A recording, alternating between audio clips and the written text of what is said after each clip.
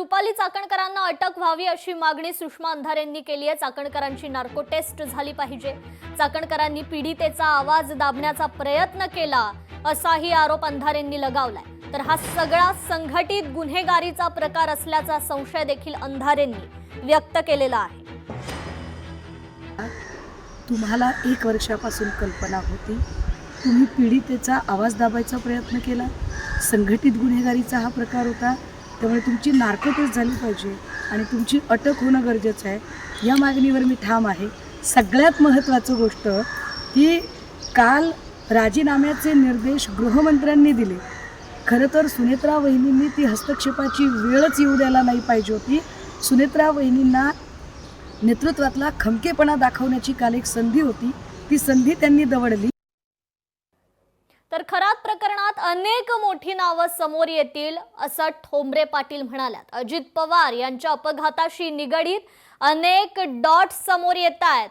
उपमुख्यमंत्र्यांच्या घरासमोर तंत्रमंत्र करण्याचं धाडस कसं काय करतात असं आक्रमक वक्तव्य या ठिकाणी ठोंबरे पाटील यांनी केलेलं आहे।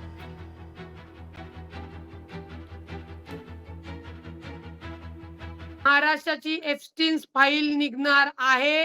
याच्यामध्ये अनेक आर्थिक धागेदोरे निघणार आहेत। ही संघटित गुन्हेगारी सेक्स स्कॅन्डल आहे। याच्यामध्ये पुढे जाऊन मुख्यमंत्री साहेबांना पोलिसांना मोकोका लावावा लागेल। हे एवढं प्रकरण तुम्ही साधं सुधं समजू नका। माननीय अजितदादांच्या घरासमोर म्हणजे राज्याच्या उपमुख्यमंत्र्याच्या घरासमोर, तेही बारामतीत संयोग आणि देवगिरीवर जर उतारे वगैरे पडत असतील त्यावेळी एवढं काही आम्ही गांभीर्याने घेतलं नाही। सुनील तटकरेंच्या पण हाताचा फोटो आला, मग आम्ही समजायचं काय?